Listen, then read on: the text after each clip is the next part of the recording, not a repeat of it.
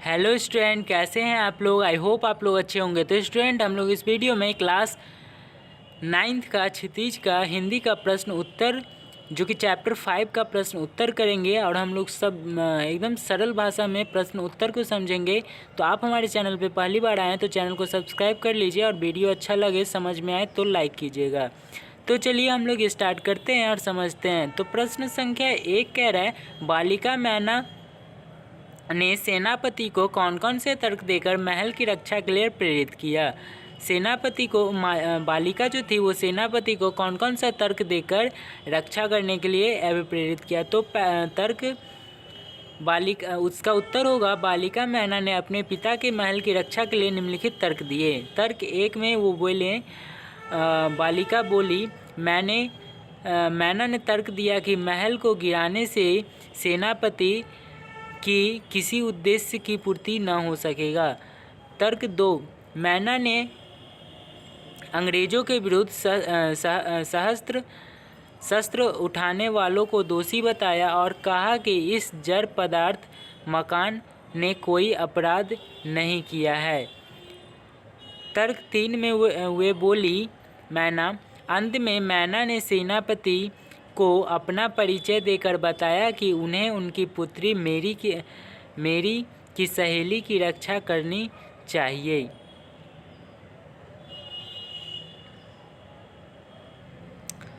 तो ये प्रश्न 1 का उत्तर था। प्रश्न 2 को हम लोग देखते हैं। प्रश्न 2 में कह रहा है, मैना जड़ पदार्थ मकान को बेचना चाहती थी पर अंग्रेज उसे नष्ट करना चाहते थे, क्यों।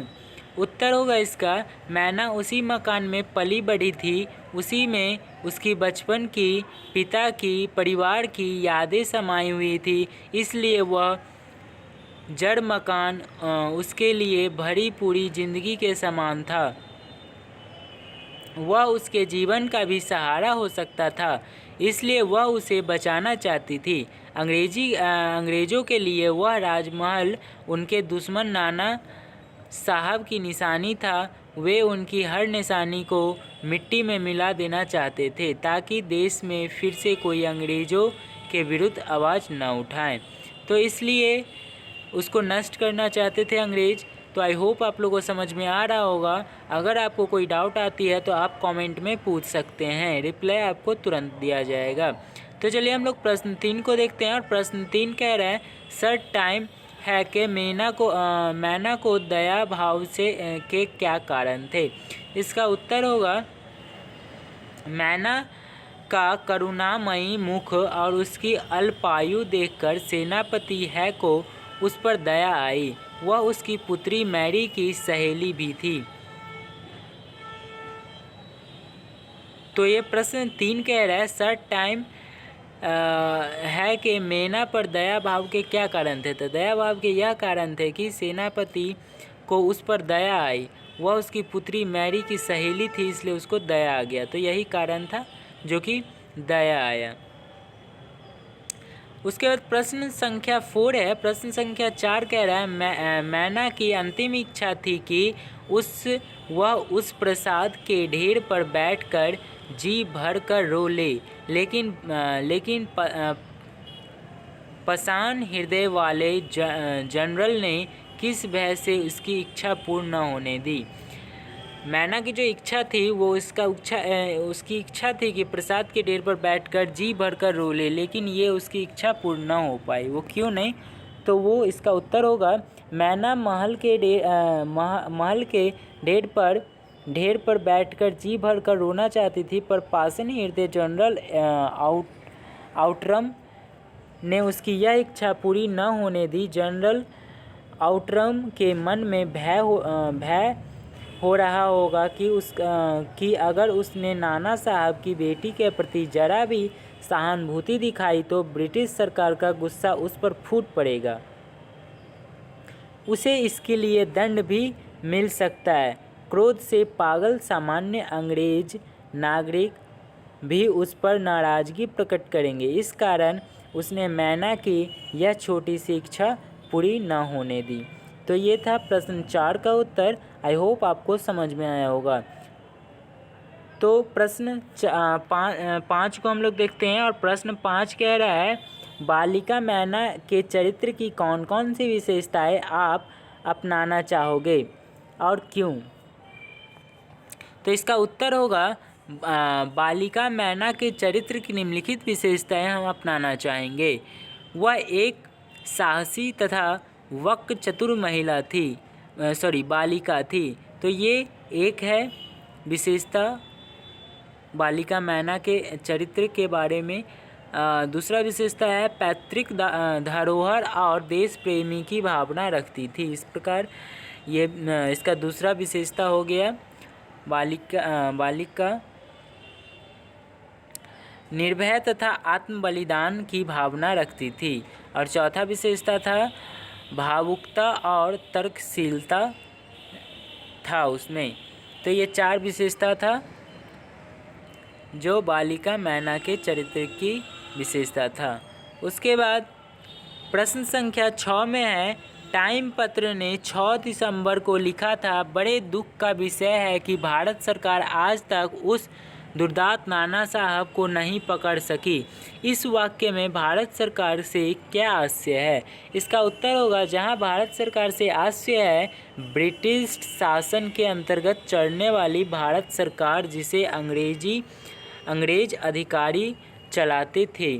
तो भारत सरकार का मतलब अभी ये जो भारत वो नहीं, ब्रिटिश शासन के अंतर्गत चलाने वाली भारत सरकार जिसे अंग्रेज अधिकार चलाते थे, उसके भारत का अधिकार नहीं था, अंग्रेज का अधिकार था उस समय। तो ये था हम लोग का प्रश्न उत्तर। अब यह रचना और अभिव्यक्ति, तो रचना और अभिव्यक्ति कुल इसमें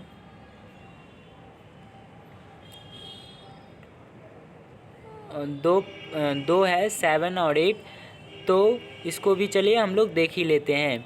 तो रचना और अभिव्यक्ति का पहला है, यानी कि 7 नंबर है। 7 नंबर प्रश्न में कह रहा है, स्वाधीनता आंदोलन को आगे बढ़ाने में इस प्रकार के लेखन की क्या भूमिका रही होगी? तो इसका उत्तर होगा स्वाधीनता आंदोलन को बढ़ाने में इस प्रकार के लेखों की भूमिका महत्वपूर्ण रही होगी। लोग जब अंग्रेज़ों के अत्याचारों को पढ़ते होंगे तो उनके विरुद्ध हो जाते होंगे। जब वे मैना जैसी निडर बालिका के निर्मम वध की बात सुनते होंगे तो उनका हृदय करुणा से भर उठता होगा। तब उनका मन त्याग, बलिदान और संघर्ष के लिए तैयार हो जाता होगा। यही भाव स्वाधीनता आंदोलन को बढ़ाने में मददगार सिद्ध होगा। तो यह प्रश्न 7 का उत्तर था। चलिए हम प्रश्न 8 को देखते हैं। प्रश्न 8 कह रहे, कल्पना कीजिए कि मैना के बलिदान की यह खबर आपको रेडियो पर प्रस्तुत करनी है। इन सूचनाओं के आधार पर आप एक रेडियो समाचार तैयार करें और कक्षा में भावपूर्ण शैली में पढ़ें। तो वैसे तो इसका उत्तर आप लोग को खुद ही करना होगा, लेकिन हम यहाँ पे थोड़ा सा बता देते हैं। तो आप ये सुनिए। इसका उत्तर होगा, यह आकाशवाणी का कानपुर चैनल है। आप कोई भी चैनल कह सकते हैं, इससे कोई दिक्कत नहीं है। और इस वक्त आप अपना चैनल के साथ है। आज की महत्वपूर्ण खबर मैना के बलिदान से जुड़ी है। अत्यंत दुख के साथ हमें आपको यह सूचित करना पड़ रहा है, कल सायंकाल के समय मैना देवी का दुखद अवसान हो गया। समाचार यह है कि अंग्रेज जनरल आउटरम द्वारा बड़ी ही अमानवीयता के साथ मैना देवी को जलती हुई आग में भस्म कर दिया गया। सारा शहर इस क्षोभ के अत्यंत क्रोध तथा दुखी है। मैना एक अदम्य साहसी बालिका थी। उनका यह बलिदान व्यर्थ नहीं जाएगा। आने वाले समय में देशवासियों को प्रेरणा प्रदान करता रहेगा। धन्यवाद। तो ये था कुछ प्रश्न उत्तर जो कि बहुत ही इम्पोर्टेंट था। अगर आप इसमें से याद करते हैं तो आपको हिंदी में अच्छा खासा नंबर ला सकते हैं। और ये प्रश्न उत्तर बहुत ही आसान भाषा में लिखा गया है। अगर आपको कोई डाउट आती है तो आप मुझे पर्सनल व्हाट्सएप कर सकते हैं या फिर कमेंट में पूछ सकते हैं। तो चलिए इस वीडियो में इतना ही। अगर ये वीडियो अच्छा लगे तो लाइक कीजिएगा। अगर इस टाइप का वीडियो और भी चाहिए तो चैनल को सब्सक्राइब कर लीजिएगा। तो चलिए इस वीडियो में इतना ही, फिर मिलेंगे हम लोग नेक्स्ट चैप्टर में। तब तक के लिए बाय।